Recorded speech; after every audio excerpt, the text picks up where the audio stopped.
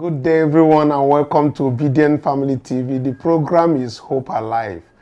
Yes, there is hope, and the new Nigeria is possible. Now, good morning, afternoon, and evening, depending on the time zone. A lot of things happening in Nigeria.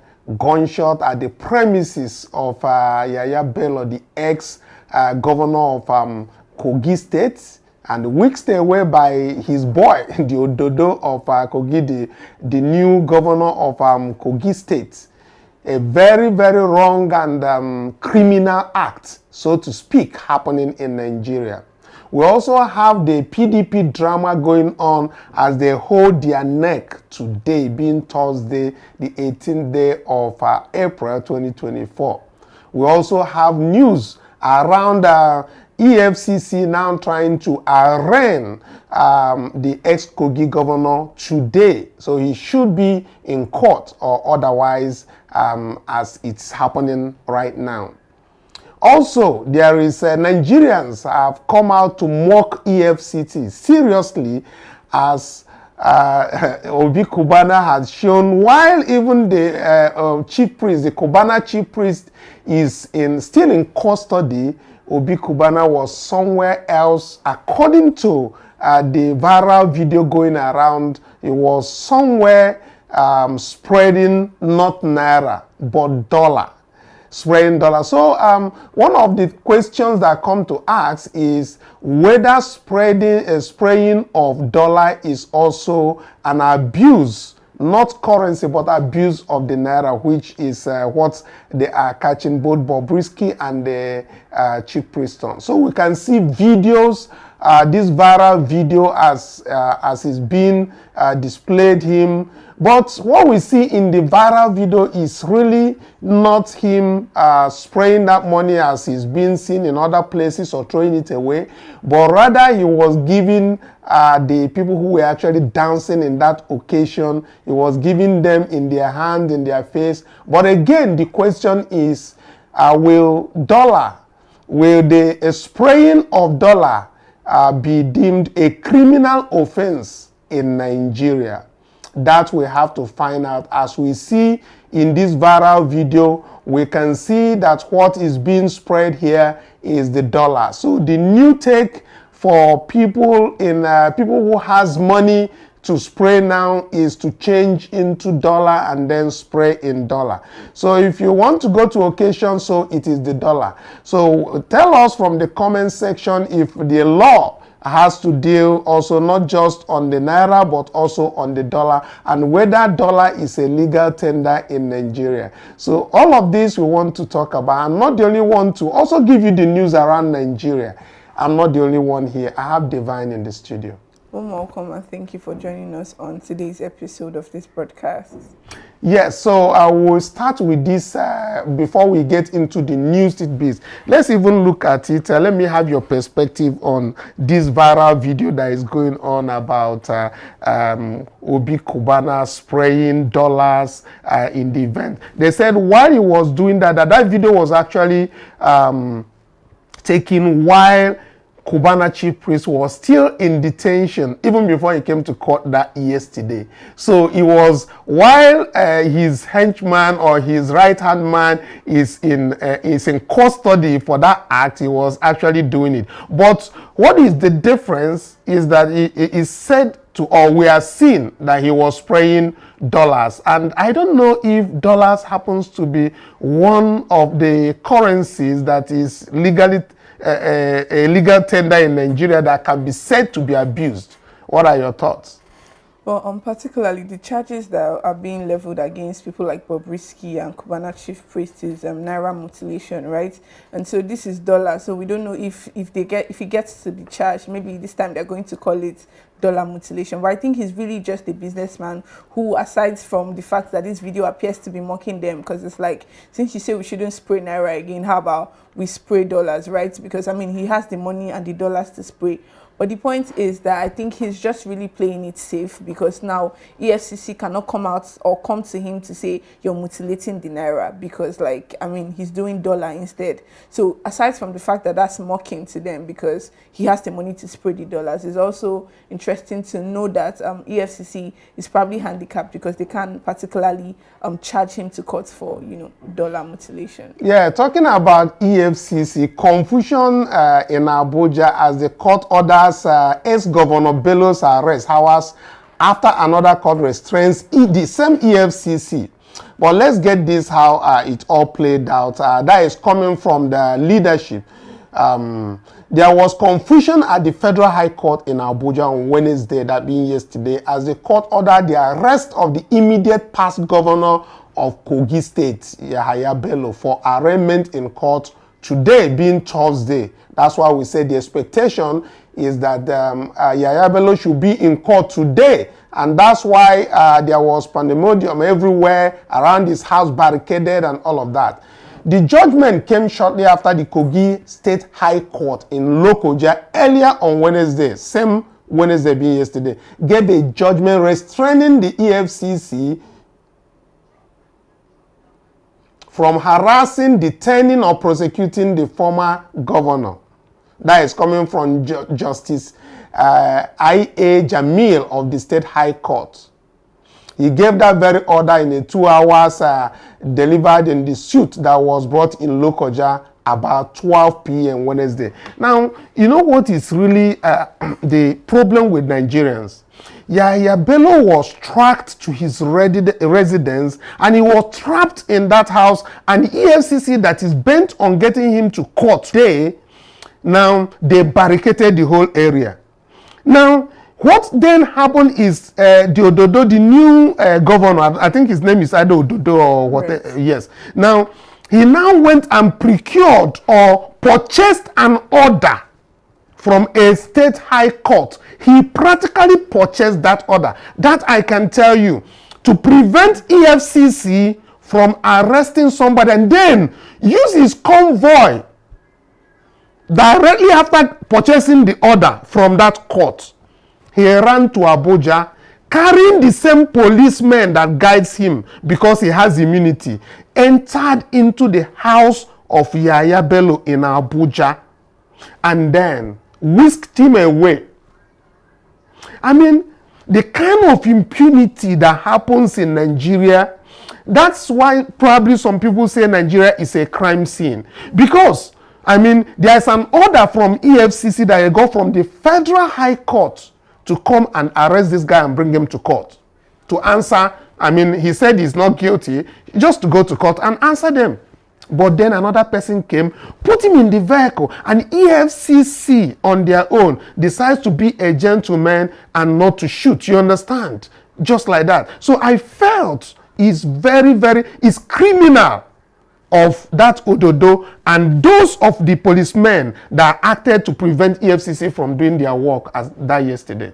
Well, you raised the point about impunity, and what I just have to say is the fact that there is a glaring shamelessness, right? And that also answers to the impunity you raised, because if somebody accused you of all these things, the least you can do is to actually, you know, be professional, or rather have some decorum to go and answer to the charges that are being leveled against you. But we can see that they are playing on politics of friends, right? I mean, I'm just the immediate past governor, and I managed to put someone who happens to be my ally, so that when I get to have issues with EFCC and other, you know, legislative or rather judiciary, so they can, you know, come to my aid. So we see that this is how they play the politics in Nigeria. You steal when you're in the office, and then when you're going, you have to look for somebody who is going to cover your tracks so that they wouldn't come after you. And so, like you rightly said, we've seen this impunity, and it's just very you know, appalling, because these are people who are in charge of taxpayers' money, and they are playing this hide and seek.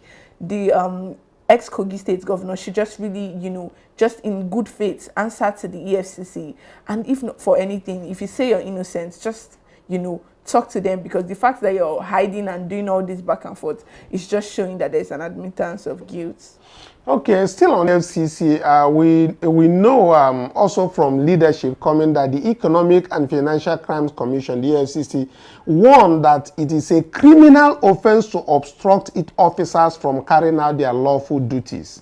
That is coming from the spokesperson with Bello in a statement that yesterday night, being Wednesday, said that the warning becomes necessary against the increasing tendency of persons and groups under investigation by the Commission to take laws into their hands by recruiting talks to obstruct lawful operations of the EFCC.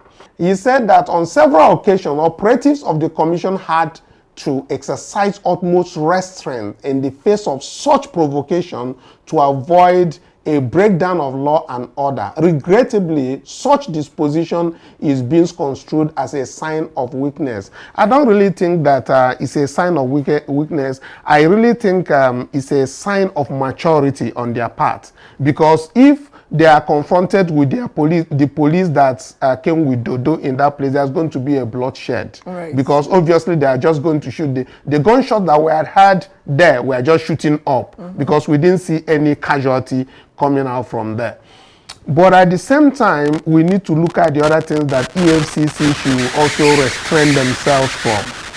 Like this very thing that happened with Cubana chief priest, you understand? All those arraignment looking for people who are spreading money in those different places.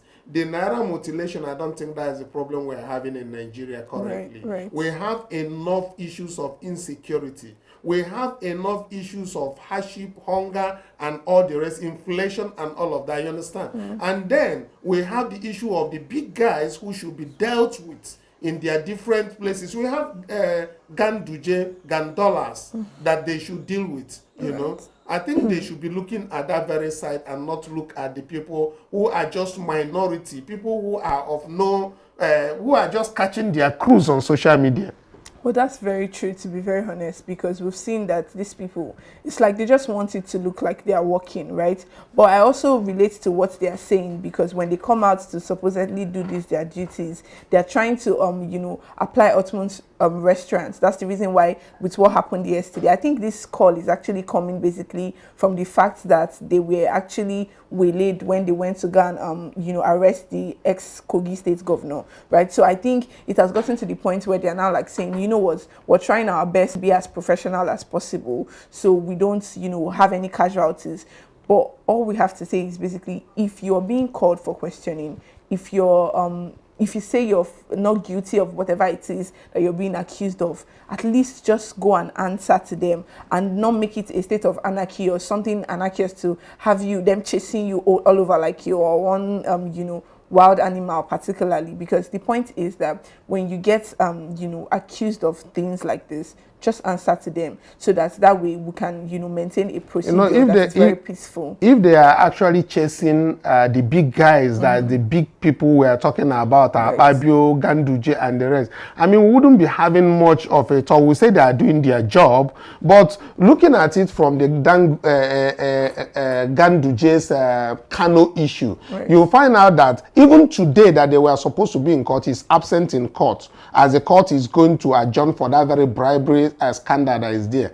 The scheduled arraignment of the immediate past governor of Kanu State, who we are talking about, Abdullahi Ganduje, on bribery charges, that is that very dollars he collected as bribe that was shown on a viral video, was stalled yesterday over the failure of the prosecution to serve the charges on him because it was not available. They all run away. The Kanu State government filed 8 counts of bribery involving I think 413,000 and 1.38 billion against Ganduje, his wife Hafsat, and son Omar. Also listed as defendants are Jibril Muhammad, Lamash Properties Limited, Safari Textile Limited, all the companies that were involved in all of this. Justice Usman Naba of the Kano State High Court had, in a summons issued last week, fixed the trial date for Wednesday, being yesterday, April 17. However, when the matter came up before Justice Naba on Wednesday, only the 6th respondent through its counsel, meaning he wasn't there at all, was present in court. So this tells you how they all evade, because it is not a must, this is a civil matter. So it is not a must that he must be in court. But at the same time, there was no representation at all. Right. If there was a representation, at least somebody will say, come. And I don't just know why this keeps going on and on. That's why when we say that EFCC is not fighting corruption in Nigeria, it is so. They go be chasing students in their hostels. They will be chasing people who are in social media catching crews and all of that. Look at Ganduje, look at Akpabio. Those people that should be in jail, not necessarily to court, right, but directly in jail, they are walking past. Look at the court sat, nothing. That is the way they keep frustrating this matter until it will all go. Particularly, they are just very selective with this, their justice. It's like they pick the people who they want to, you know, prosecute or not. Even though we have people who have done worse things in mainstream, you know, in rights analysis. You raised Senator Akpabio, for example. Why is nobody talking about the fact that we have a 3.7 trillion naira supposed or alleged discrepancy in our budget? We're not really having conversations about it. That's why we're not taking, or the Nigerian populace doesn't take EFCC very seriously, because it's like they send them, they use them as witch hunters to just choose the people they want to you know, chase. But in reality, people like Ganduje, who, mind you, this happened since like 2018, right? And let's agree that then he was being covered by immunity and all of that. Right after the immunity, we're still even seeing there are factions of the APC that are doing, oh, should he be installed as reinstalled as APC chairman, or should he be suspended? So basically, the EFCC needs to come out and pick a side. Like, if they are going to be on the side of justice, they should stop playing, you know, politics with this organization. They should make it that, oh, we're here just to make sure that every economic crime is accounted for, and they should not make it about politics, because I think they've allowed themselves to be politicized, and because they are politicized now, Nigerians don't have faith in, you know, their judgments. Yeah, and also talking about you know, what is happening in the politics. If we look at today, the next meeting of PDP is about to happen, and Wike is already, you know, who has created this unity in PDP, by the way, because right now you don't even know whether Wike is in PDP or is in APC, but he's bent on creating this harmony in the PDP and other parties as well. His own is just a spoiler. So, a report coming out from the point said that ahead of this National Executive Committee meeting scheduled for today, being Thursday, governors elected on the platform of the People Democratic Party, PDP, have warned the party members against illegality on their today's next meeting is set to address whether the acting national chairman, Omar Damagon, should retain his position or be replaced. Damagon, who was the PDP national chairman, became the acting national chairman following the suspension of the party's national chairman, Ayo, in March of last year by the court in Benue State. The court gave the judgment following a suit filed by Teide Otar, a PDP member at the ward level, Boko local government area of the state. Now, I know the next meeting of PDP is happening right now, but we see that Wike, that should be busy with APC people in FCT, has now hit the running just to make sure that he brings disaffection within those people. But there's something that is good that actually I read about this Ayo, who is the national chairman. In order to pave way for another person to come in, he has to actually withdraw his matters in court, you know, to see kind of peace. We also see that Atiku Abubakar, who of course is resident in Dubai, is back. And it's a good thing he's back as one of the leaders of the PDP. But at the same time, I think him and Wike should know how to really organize, put their ass in different baskets and then see how PDP go. Or they outrightly expel Wike from the PDP so that they know what they are actually facing. Actually, that's a very valid point, because I think right now Wike is looking like anywhere Bello face, to be very honest, because we need to know exactly what's. When I knew Wike, I knew him as a PDP member, but now he's playing more towards the APC part of the party. So it's like, if you're going to be in one party, stick to that party and stop playing you know, the whole sabotage thing. You can't have your leg here and there. Basically, pick a side. And so that's all I have to say particularly about this. But what is actually happening now is to say that Wike is actually the NEC has given a nod to the National Executive Council in that they are making. So Wike has continued an upper hand in the leadership crisis, plaguing the opposition People's Democratic Party. As a meeting of this very caucus last night, the one that happened before this morning, they're going to have this, you know, they all did is Biden by asking the acting national chairman, Omar Damagon, to continue in office. By this fresh bill of health, Damagon is to continue acting in office next NEC meeting after today. To this end, today's NEC meeting would have nothing to do with the leadership change until the next national convention of the party. This is what we believe that may happen, but we keep the reports coming and we keep our ears and eyes open on what will happen. But like all the reports coming everywhere, it seems that they might want to retain that man, and that man is actually the one that is on the side of Wike. So it means that Wike will continue to hold power in that very PDP. And same thing is happening in Kanu, as we see that the NMPP Kwankwaso side, whether they call them Kwankwa, they are now trying to also romance with the APC, and at the same time, that same side is trying to say, hey, they are suspended of Kano State because he's going on the other side of it, you know. So many issues that are coming and controversy, and I think it's actually coming from the tops, because P2B did mention some time ago that this stabilization, the stability that is coming to most of the oppositions are coming from the leadership of Chief Bola Tinubu. Well, I mean, it is very convenient for them, for every other party to have internal crisis during this period, because it, you know, gives the facade that maybe APC is actually the one who has their structure together. So, but we know it is to their own benefit. So we understand why, even if the parties have their own personal issues or internal issues, why it is necessary for them to escalate these issues. Because, I mean, we're coming towards the next general elections, and since the last one, they've been on Labour Party, they've been on PDP, and that's why I'm saying Wike needs to pick a side, because it's looking like he's a mercenary for the APC people to cause some kind of, you know, disability. But I mean, this is all allegedly, because I mean, but if we're going by his antecedents and the roles he has been playing and the news that is on mainstream media, we can tell that it's looking like there is, you know, a conscious effort on the part of the ruling party to put some form of stability among all the other parties, because they don't want them to garner all those kind of, you know, attention they did during the last election. Okay, away from all of this, let's also take a dive. It is past 10 years that they talk on Chibok girls. You know, about good news came out just a few hours ago that another abducted Chibok school girl, Lydia Simon, has been rescued by the troops of Operation Desert Sanity 3 under the Northeast Operation Hardin Kai.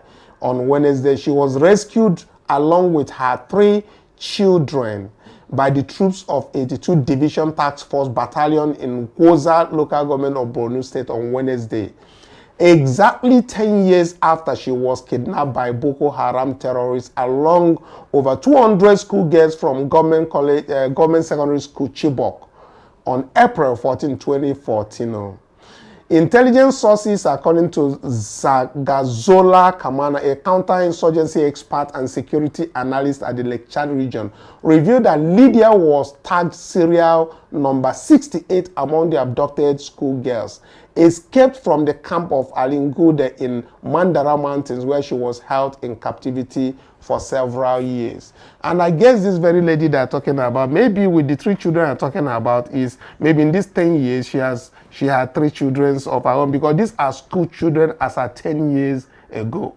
Well, it's just very triggering to know that there are people who were students who left their houses one day and said, okay, you know what, mommy and daddy, I'm actually going to school. And we heard that's like 2014, that's 10 years ago, right? And we're having the conversation now, and it's almost, you know, with a desensitized demeanor that we're having this conversation. But in reality, someone's, you know, life was altered drastically because you left to school as a small child, right? And then 10 years later, your government failed you and you're with 3 children. No form of, you know, compensation. No father, no mother. Who knows? They were probably molested because, I mean, you were kidnapped, right?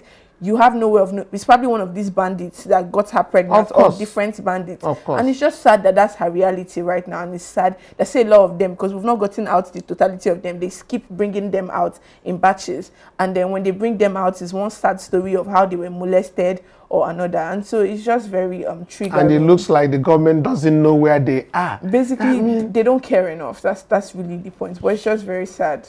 Well, still talking about the insurgency in the north, we know that bandit has abducted scores in fresh Kaduna attack. And a report by the leadership said that the rampaging bandits on Wednesday, being yesterday evening, invaded the Angwadako village in Kaganki constituency of Biningwari local government area of Kaduna State. Now, where they abducted a yet to be ascertained number of persons. Also, leadership reported that the bandits stormed the community in large numbers around 6 p.m. yesterday evening, shooting sporadically before whisking their victims away. They continued that the abductees, whose number he could not ascertain, were marched into the forest by the hoodlums. So much and so much is happening in Nigeria, and I wonder, just this morning we heard about somebody being shot. One of the government official, Atma, that is Anambra Road Transport Management Agency official at Aroma, was shot at a point blank this morning. And the report coming in is that in that Aroma junction in Anambra State, this very hoodlum or the gunmen were actually passing under the bridge. And then the Atma official, who is the government traffic kind of this thing, stopped the Sienna. They are in a Sienna, was kind of trying to direct them on how to navigate. And they wind down the glass and shot him point blank. Wow. And then we also noticed, not just in Anambra State, during this very Easter time, there's a lot of can you say cultism or cult-related shootings that do happen. So my question sometimes is, does it mean that the security vote that is being given from Abuja is not enough to actually manage this kind of cult-related incidents that is happening, not just in Anambra State, but in other states, but especially in Anambra State, because people are now getting scared of all this because it starts affecting people who are standing by. And I also call the attention of the House of Assembly members, you understand me, especially the one from the Oka South, where the state is in, because actually these things are happening in the Oka South area, to actually reach out to the government to know how to manage this kind of issues, because it's really getting out of hand. When it gets between 8 and 9 p.m. in the city of Oka, the whole place is deserted. And why? Because people are afraid. I know that the government is being given security votes and money to manage this security, and we should ask questions where those security votes are going into, and that is for the state assembly legislator to actually ask these questions. But of course, we bring it up for them to do the needful. Oh, I'm still very much in shock because of this particular news, because I'm imagining how depressing it is for you to come out, or someone's child or someone's father or someone's brother, basically whoever or whatever capacity the person is occupying in whoever's life, to come out and say, you know what, we're working for government, and you just get murdered in cold blood like that. So it's just particularly depressing. I'm just hearing this for the first time. But condolences to the families of the person that lost this young man, and the government needs to actively take up measures to make sure at least our country is safe, or rather our state is safe, because like you rightly said, 8 o'clock is really just like you know what, go to bed time in this city. Immediately it's 8, everybody is running home, everybody, because you don't know what it is that you're going to meet. And these people probably drove off and nobody is batting an eyelid. It's just particularly sad. And so we call on the government, the legislators, everybody who has you know, the ability to use their office and bring about positive change to actually come to the aid of everybody living in the States currently. Okay, and finally, we know that coming out from the Minister of the Food Security Agriculture, he said Nigeria needs about 312,000 metric tons of seed to achieve food security. This is coming from the Minister Abubakar Kyari, who said that Nigeria needs all of these 312,000 metric tons of seeds to achieve food security, sufficiency, and global security this year. That is what is coming out from here in Abuja. He spoke this to the Stakeholders Forum on the seed system development organized by the Feed and Future Nigeria Integrated Agricultural Activity. Well, as we know, this Nigeria needs 312,000 metric tons of seed. Well, I will say that is for where we are going to stop today. For all of us at Obidient Family TV, in as much as the government is doing their own part, seeking for the seed that they need to attain food sufficiency in Nigeria, we move towards production as our own principle, His Excellency has always pushed for production. And the only way we can also achieve more of production than consumption is by making more and more production. So wherever you are in that government, please do indulge by joining the Obidient Family Cooperative Societies there to build the structure of the Obidient Family Production Team, especially in agriculture.